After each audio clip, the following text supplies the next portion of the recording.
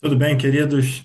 Eu dei essa aula aqui na EBD, aqui em Brasília, e é uma aula tão importante, e aqueles que não puderam, né, assistir por alguma maneira, então eu decidi fazer essa gravação aqui para que essa aula chegue até você, falando sobre a importância de congregarmos, né? Devemos congregar na igreja, e aí o texto base é Hebreus 10, do 19 a 25, que diz: Portanto, meus irmãos, tendo ousadia para entrar no santuário pelo sangue de Jesus, pelo novo e vivo caminho que ele nos abriu por meio do véu, isto é, pela sua carne, e tendo um grande sacerdote sobre a casa de Deus, aproximemo-nos com o coração sincero, em plena certeza de fé, tendo o coração purificado de má consciência e o corpo lavado com água pura. Guardemos firme a confissão da esperança sem vacilar, pois quem fez a promessa é fiel. Cuidemos também de nos animar uns aos outros no amor e na prática de boas obras. Não deixemos de nos congregar, como é costume de alguns, pelo contrário, façamos admoestações, ainda mais agora que vocês veem que o dia se aproxima. Então, nos próximos minutos aí nós vamos discorrer e vamos tratar esse texto que acabamos de ler agora.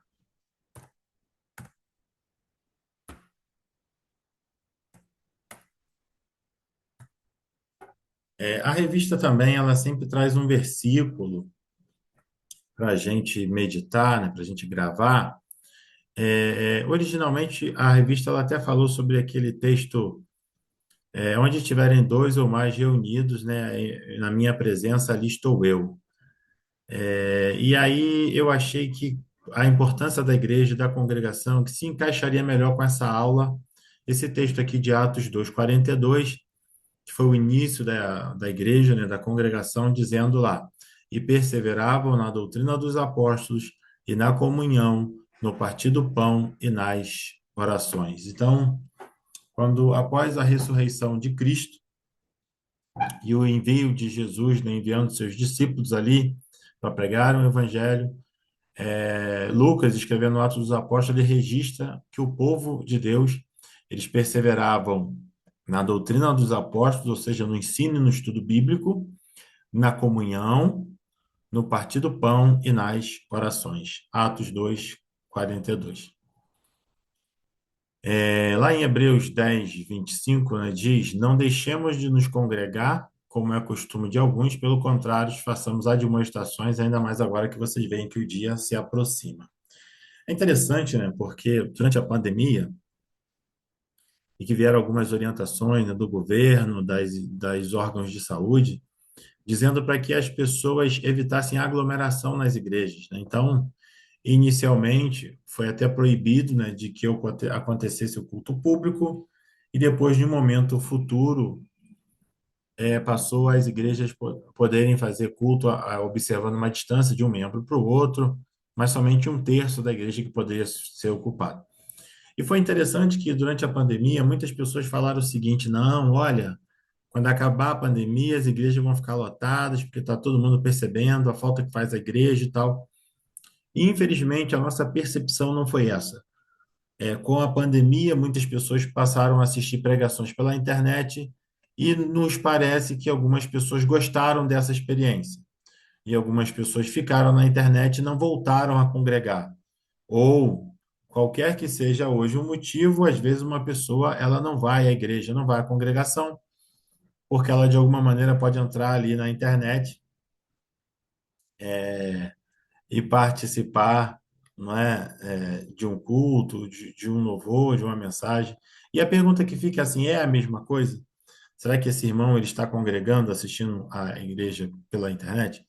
E é interessante que o autor dessa lição, o irmão que escreveu essa lição, ele fala, ele comenta, né, que Deus é comunitário, né? Deus, e aí começa com Deus, que Deus é a Trindade, né? O Pai, o Filho e o Espírito Santo, né? E nós somos feitos à imagem e semelhança de Deus. Então, o ser humano é um ser relacional, né? É através dos nossos relacionamentos que a gente cresce, que a gente desenvolve. Então, estar junto com outras pessoas nos abençoa e nos edifica. O ser humano não foi feito para viver isolado. A Bíblia diz que Deus formou Adão e disse: Não é bom que o homem esteja só, farei para ele uma auxiliadora que lhe seja idônea, né? E a primeira reunião de pessoas na Bíblia foi a família, né? De Adão e Eva, Caim, Abel, e depois veio o filho também chamado Sete, ali após a morte de Abel.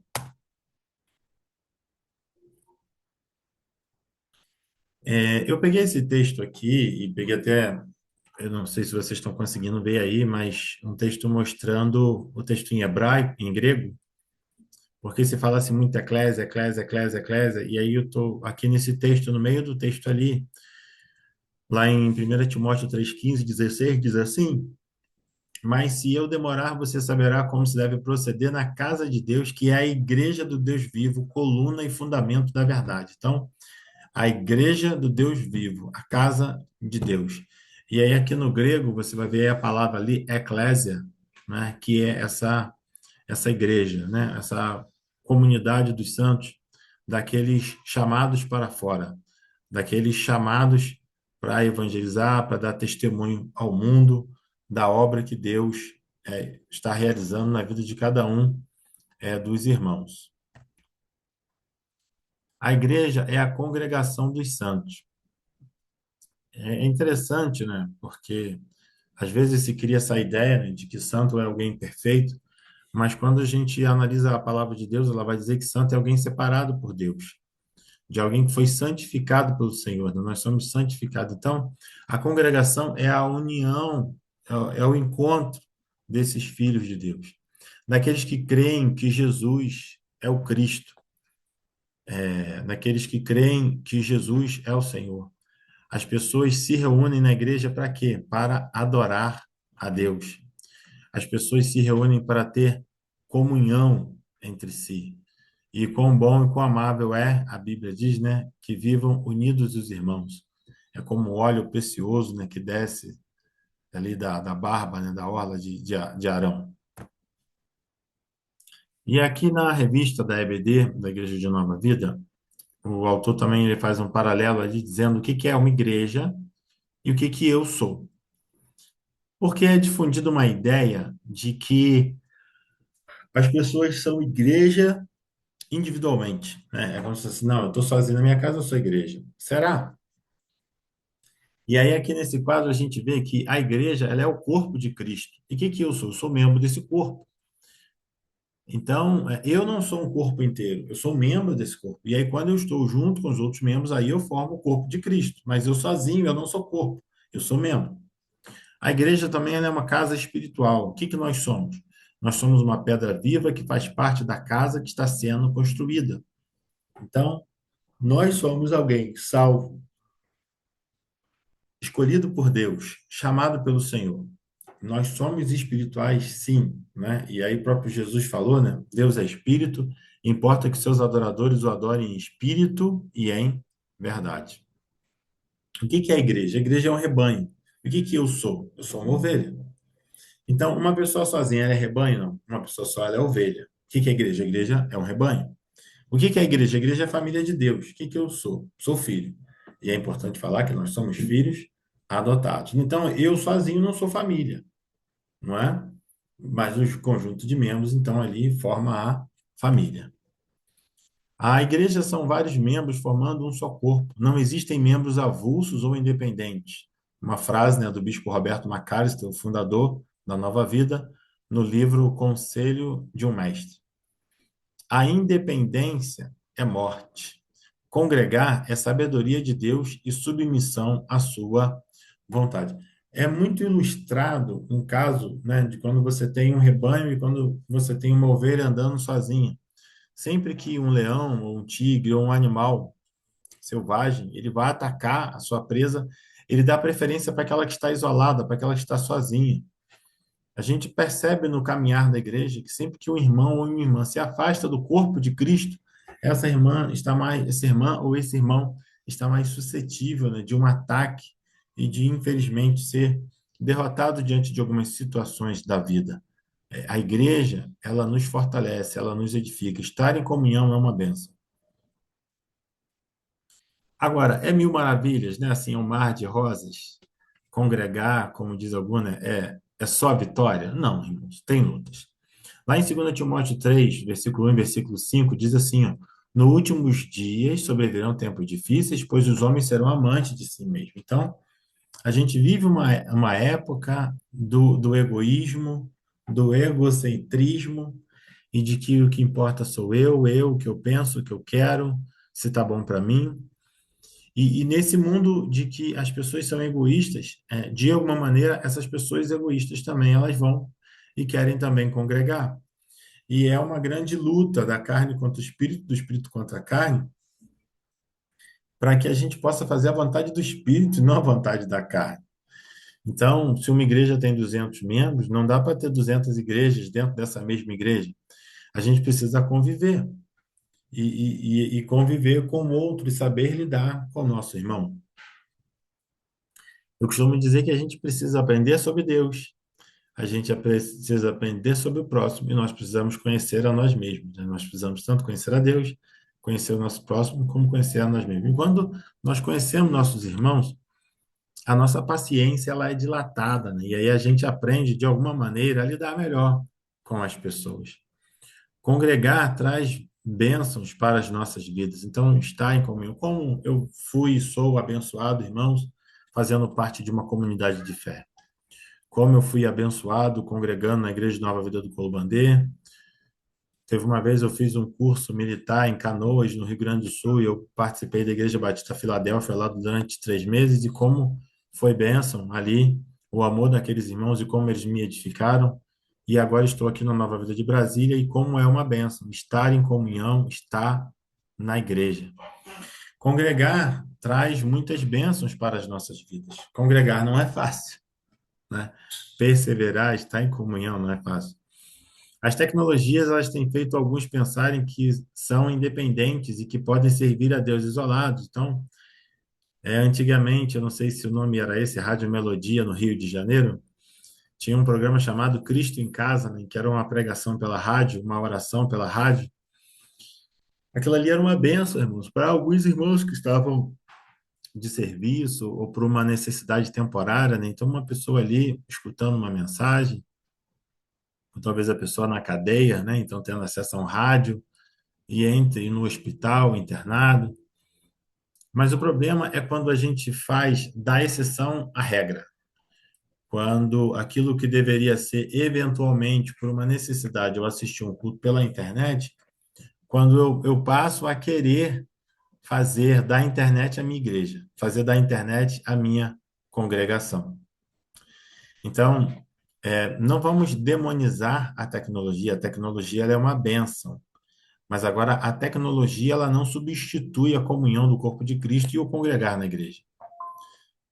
Temos tantos compromissos e distrações que até o convívio com nossa família tem sido distante. Como nós temos percebido nas famílias, às vezes os maridos trabalhando, as esposas também trabalhando, os filhos estudando idiomas, fazendo artes marciais, fazendo. Às vezes a família se envolve com tantas atividades e que a própria família tem dificuldade de convivência, e às vezes vai ter essa convivência só no final da noite, ou às vezes só no final de semana. Então, a própria família, hoje, com a pós-modernidade, né, nós temos tido dificuldade da convivência. Agora você imagine a igreja, né? Eu me lembro que no início da minha caminhada de fé era muito comum nós irmos 2, 3 vezes no culto durante a semana. E hoje nós temos percebido que muitos irmãos, às vezes, vão uma vez só no culto pela semana. Eu acho que a gente precisa refletir, né, sobre a nossa fé, sobre a nossa caminhada com Deus. Há pessoas realmente que têm uma vida profissional, de carreira e etc., que é incompatível uma presença maior na igreja. Mas aqueles que podem estar mais presentes na congregação, eu acho que vale uma reflexão.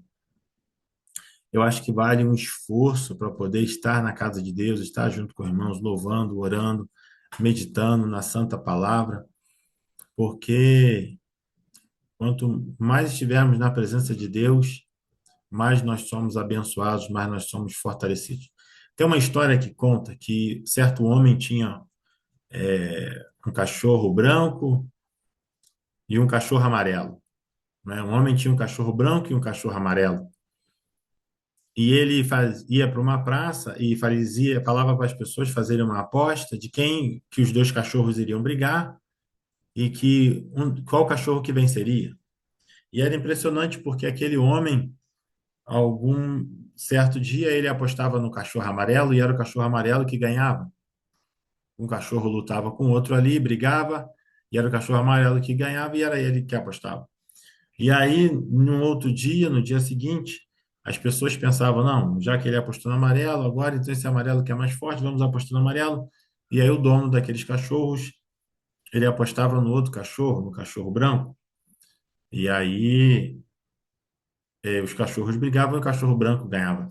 E aí uma pessoa chegou para esse homem e perguntou, rapaz, como é que você sabe que o cachorro branco vai ganhar e o cachorro amarelo que vai ganhar e você cada dia aposta em um? E ele falou assim, olha, é muito simples. Quando eu quero que o cachorro branco ganhe, eu deixo o amarelo sem comer. E quando eu quero que o amarelo ganhe, eu deixo o branco sem comer, eu deixo ele com fome. Então o cachorro com fome ele perde a batalha. Essa é uma ilustração, né? E peço, né, que ninguém faça isso com seus animais aí, com os pets. Mas essa é uma ilustração que fala que aquilo que você quer que vença, basta você alimentar mais. E aquilo que você quer que perca, você dê menos alimento que vai perder. E aí a Bíblia fala sobre uma luta da nossa carne contra o espírito e do espírito contra a carne. Então, se você quer que o espírito vença, é importante você fortalecer o espírito e não fortalecer a carne. Se você quer que o espírito vença, se você está fortalecendo a carne, essa matemática ela não vai produzir um resultado bom e satisfatório. Então, fortaleça o espírito, irmãos, fortaleça a tua caminhada de fé, a tua vida espiritual. A humanidade tem se afastado de Deus e dos seus princípios, e alguns, por terem passado por algo que não é o padrão de Deus, se afastam da igreja. Como eu falei, a igreja ela não é perfeita, não é? Por vezes, às vezes acontece em uma congregação algo que não é do padrão de Deus, que não é o que a Bíblia orienta. Algum irmão ou irmã se desvia da verdade e faz alguma coisa que envergonha o evangelho. Mas a nossa referência, irmãos, é Cristo. Nós sempre devemos olhar para Cristo. Os irmãos que estão com desvio de conduta, eles precisam ser orientados e aconselhados a voltar para o caminho certo. Mas eu não posso deixar de congregar, de fazer parte de uma comunidade de fé, porque nessa comunidade de fé tem um irmão ou irmã que dá mau testemunho, correto? Eu preciso orar por esse irmão para que ele se desvie do mau caminho. E se for o caso de liderança, a gente vai conversar também com a liderança e orar. E se a liderança não aceitar, aí nesses casos, né, que a liderança da própria igreja está no caminho errado, aí a gente tem que orar e pedir direção a Deus e ir para uma outra comunidade de fé para a gente congregar. O que a gente não pode, em hipótese alguma, é deixar de congregar por causa do mau testemunho de um irmão ou de outro. E digo para você aí que está me ouvindo, se caso você tenha no seu passado sofrido algum problema na sua comunidade de fé, na sua igreja, libere o perdão no seu coração, libere o perdão para essa pessoa, para essa situação, e volte para a presença de Deus, volte a congregar. Existe uma grande ilustração que diz que aquele que tem mágoa, aquele que ressentimento, é como que alguém que toma um veneno para matar o outro, né? Matar o inimigo. Então, querido, não fique com essa mágoa, com esse ressentimento, com essa tristeza no teu coração. Supere isso, né? Coloque na mão de Deus. A Bíblia diz em Salmos, né? Entrega o teu caminho ao Senhor, confia nele, o mais ele fará. Então, entrega na mão de Deus, confia e volte, né, a congregar, renove sua aliança com o Senhor. É, Tem um vídeo, né? Eu não vou passar esse vídeo aqui, mas fala sobre o 11 de setembro, lá nos Estados Unidos, em que os aviões colidiram com as Torres Gêmeas e centenas de pessoas morreram. E alguém chegou para a filha de Billy Graham, que foi o maior evangelista do século passado, e perguntou: Olha, aonde Deus estava, né? Quando essas torres caíram, morreu tanta gente inocente. E aí a filha do Billy Graham respondeu, né, que Deus está sempre no mesmo lugar. Às vezes, quando alguma coisa acontece de errado na humanidade ou na sociedade, a gente olha para Deus e pergunta, né, Deus, por que que o Senhor não impediu? Mas se você hoje ligar a televisão e você vê tantas coisas erradas que estão acontecendo, não é? Aqui no Brasil, quanta corrupção, quanta violência, quantos assassinatos, quantas traições, quantas coisas ruins estão acontecendo. E Deus está onde? Deus está no mesmo lugar. O que acontece é que o povo sofre porque o povo desobedece a Deus e está distante de Deus. E essa desobediência e esse afastamento de Deus que traz sofrimento e tristeza para os nossos corações. A congregação é um lugar de ensino e aperfeiçoamento. Por isso, lá em Atos 4:20 diz: Não podemos deixar de falar do que vimos e ouvimos. Então, a igreja. E aí é muito interessante refletir um pouquinho sobre essas duas palavras aqui, né? Que o evangelho ele é querigmático e o evangelho ele é martureio. Querigmático e no sentido de que nós precisamos falar desse evangelho, não é? Existe, queridos, um desvio, quando muitas pessoas dizem assim, pregue sempre, se for necessário, fale, não é? Essa frase ela não é muito adequada, não, porque, na verdade, a gente precisa pregar o evangelho é tanto vivendo quanto falando. Não é só viver, mas é falar. A gente hoje enfrenta um problema na janela entre o trópico de Câncer e o trópico de Capricórnio, né, que é a janela evangelística chamada Janela Verde, que é onde estão os povos tribais. E qual é a dificuldade do povo tribal? É porque eles têm uma língua e nós não temos Bíblias traduzidas para a língua deles, e o evangelho tem chegado a esses povos tribais com muita dificuldade. Então, hoje aqui no Brasil, nós temos muitas igrejas porque veio alguém, trouxe a Bíblia, traduziu para o português e nos evangelizou, não é? Evangelizou o Brasil. Então, o evangelho ele também tem que ser pregado e ensinado. Por isso, o evangelho ele é querigmático. Mas o evangelho também ele não pode ser só teórico ou só falado, mas o evangelho também precisa ser vivido. E aí vem o evangelho, ele é martureio, que é esse testemunho, dar testemunho de vida, né? Ser alguém realmente que tem a marca de Deus, a marca de Cristo. Então, quando nós caminhamos na igreja, a gente tanto aprende da palavra de Deus, então nós somos edificados na palavra, mas na igreja também é uma oportunidade que nós temos de praticar nossa fé, de amadurecer na fé, de crescer como pessoa, de crescer como cidadão, de crescer como irmão em Cristo. E eu aprendi, né, e o seminário de teologia, eu fiz teologia no Betel Brasileiro, e se de alguma maneira o meu professor Márcio, pastor Márcio, né, me ouvir, meu professor de evangelismo, ele me apresentou um irmão em Cristo chamado Ronaldo Lidório, que é um grande missionário brasileiro. E o Ronaldo Lidório tem essa frase que eu julgo ser linda, e ela diz que o evangelho ele é supracultural, pois define e explica a cultura, não o contrário. O evangelho também ele é cultural, por ter sido revelado à humanidade em seu próprio contexto e história. O evangelho ele é intercultural, por juntar ao redor de Jesus pessoas de todos os povos. O evangelho é multicultural, ao ser destinado a todos os povos e línguas. O evangelho é transcultural quando transmitido de uma cultura a outra. E o evangelho é contracultural, pois sempre confronta o homem em sua própria cultura. Então, isso aqui é lindo, queridos. O apóstolo Paulo vai escrever que o evangelho é loucura para aqueles que se perdem, né, para o mundo, mas que o evangelho, para aqueles que creem, é o poder de Deus. O evangelho, ele está acima de qualquer cultura. O evangelho é anunciar que Jesus é o Filho de Deus e que Deus amou o mundo de tal maneira que deu seu Filho unigênito para que todo aquele que nele creia não pereça, mas tenha vida eterna, que está registrado lá em João 3,16. A tecnologia tem um papel positivo desde que bem utilizada. Muito do que fazemos é a reprodução daquilo que aprendemos vendo a vivência do evangelho na congregação. Então, como nós somos seres relacionais, a gente vai convivendo com os irmãos e a gente vai aprendendo também com os irmãos como adorar a Deus, como buscar a presença de Deus, como andar em maturidade e sabedoria. Saber o que é correto nos livra de muitos enganos. Fomos chamados para fazer discípulos, um chamado da igreja. não somente de encher a igreja, mas fazer discípulos de Jesus, pessoas que seguem a Jesus, pessoas que obedecem à santa palavra de Deus. Uma caminhada de transformação e santificação. É na igreja que temos pessoas que nos ensinam, confrontam, atestam nossa conduta cristã. Há uma onda também, queridos, de algumas igrejas que têm pregado um evangelho coach, um evangelho do sucesso, um evangelho da prosperidade, e não têm pregado um evangelho de cruz.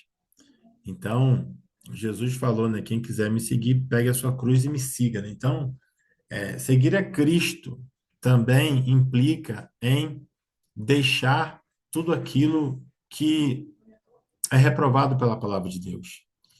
Tudo aquilo que não edifica, que não é bênção, toda desobediência, toda maldição, todo mal.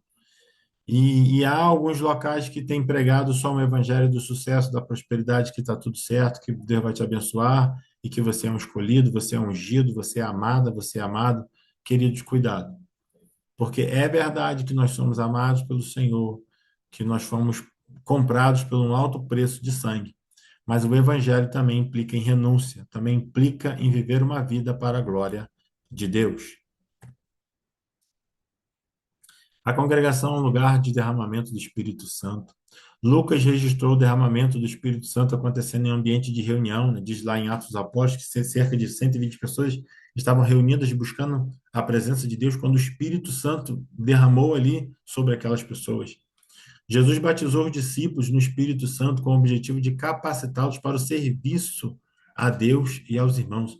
É muito importante, querido, nós lembrarmos que o revestimento de poder não é para a nossa vaidade, mas o Espírito Santo de Deus é nos habilitar e nos capacitar para que nós possamos fazer a obra daquele que nos arregimentou, daquele que nos chamou.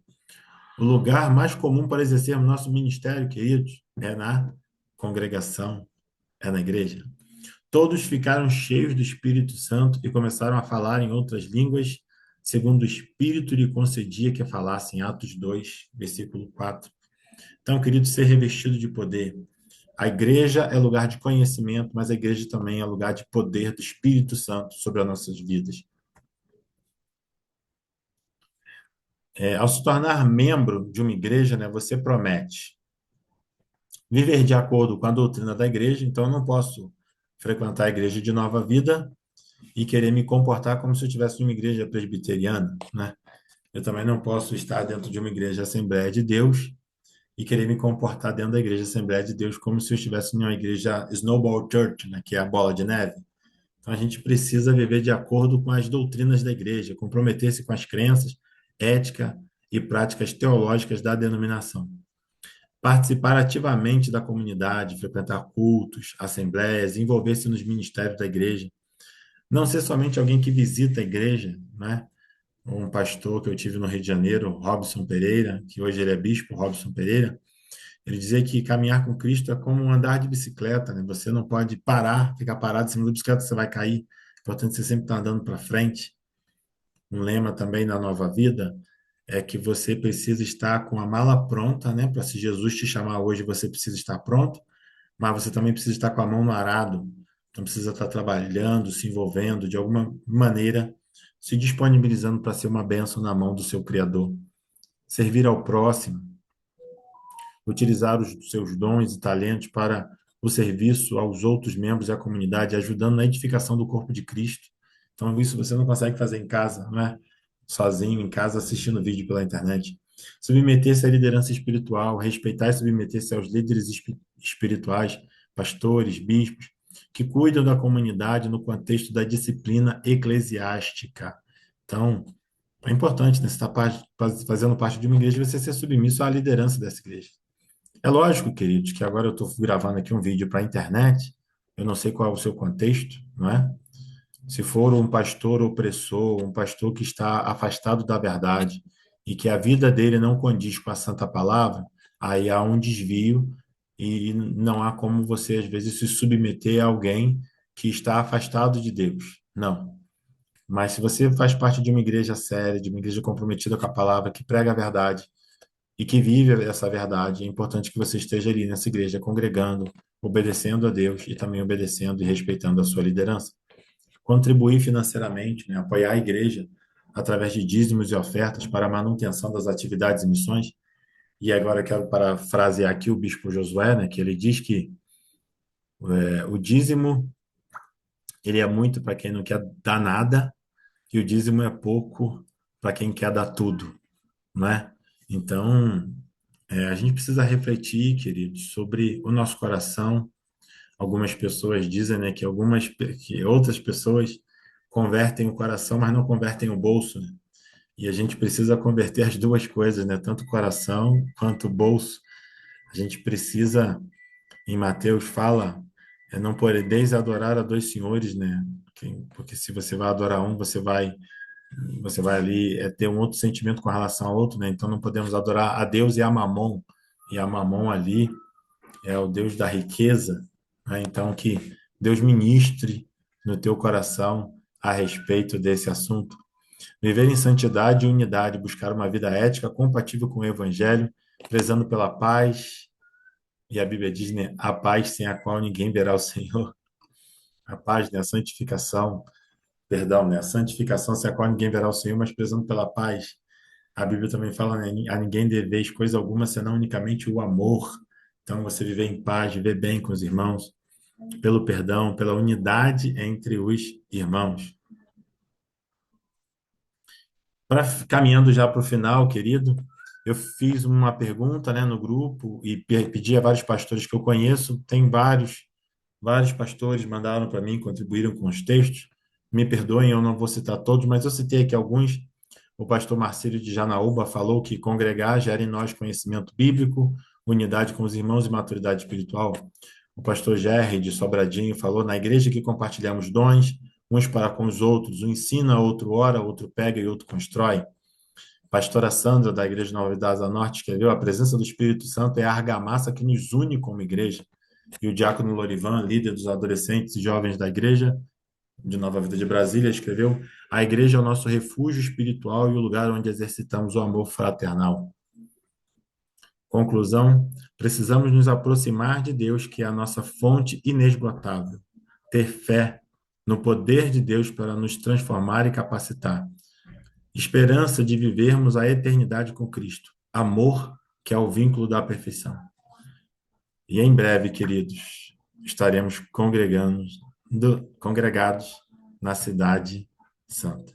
Amém? Espero que tenha te abençoado essa lição, né? Nós falamos sobre a importância, né, de congregar, devemos congregar na igreja, e que Deus te abençoe rica